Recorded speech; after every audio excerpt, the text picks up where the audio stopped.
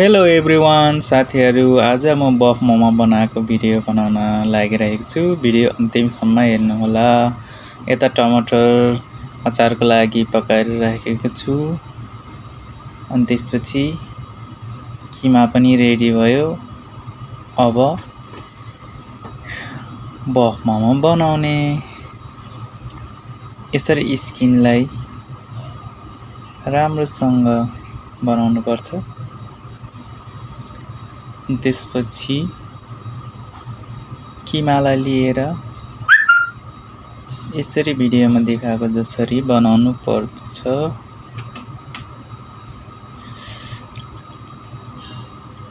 म चाहिँ आज डल्लो बफ मोमो बनाइरहेको छु।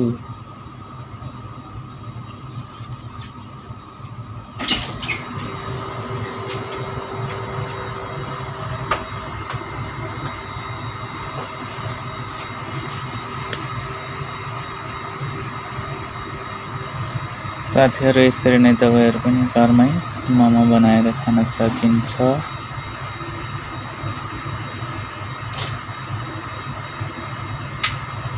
आज चाहिँ म थोरै मात्रै बनाउन लागिरहेको छु।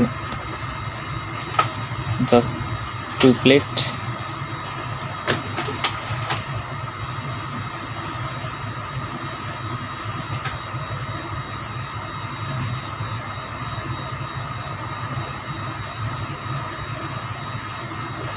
अब यसलाई स्टिम गर्नुपर्छ। स्टिम गर्नको लागि चाहिँ हाम्रो राइस कुकरमा स्टिम गर्छौं। यसरी पानी तातेर रेडी भइसकेको छ। अब यसलाई 15 मिनेट स्टिम गर्नुपर्छ।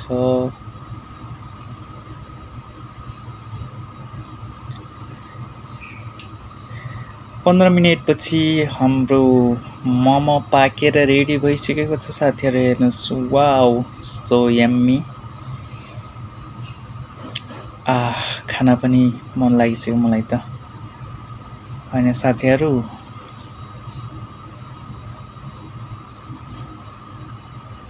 अब भने चाहिँ मोमो रेडी भइसकेको छ। अचार पनि मैले बनाउन रेडी गरेको छु। खोर्सानी र टिमुर, अलिकति नुन टेस्ट अनुसारले राखेको छ। अब यसलाई झोल खान मन लागे झोल अचार पनि बनाउन सकिन्छ, नभए अचार मात्रै बनाउन पनि सकिन्छ है साथीहरू। ल हेर्नुहोस्, अब यसलाई ब्लेन्डर गर्नुपर्छ। त्यहाँ हेर्न सक्नुहुन्छ।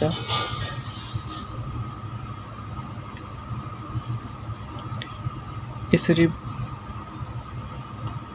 छिचेर ब्लेन्ड गरिसकेपछि अचार ल हेर्नुहोस् साथीहरू, कति मिठो। आहाहा, हेर्नुहोस् त। अब रेडी भइसकेको छ। हामी यसलाई प्लेटिङ गरिरहेका छौं।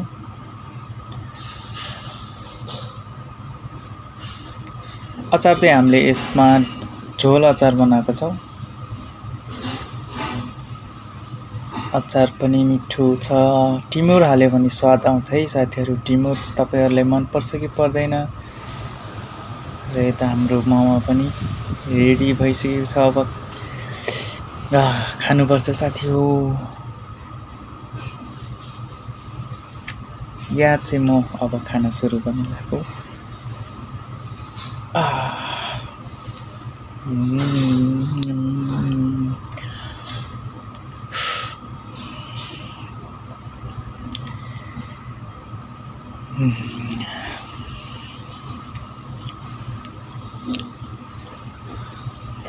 मोमो एकदमै मिठो छ साथीहरू। यसरी बनाएर खानु होला तपाईहरु पनि। वाह, हेर्दाखेरि तपाईहरुलाई पनि खान मन लागिरहेको होला हैन? एकदम मिठो छ, एकदम मिठो। वाउ, यम्मी छ। So good test.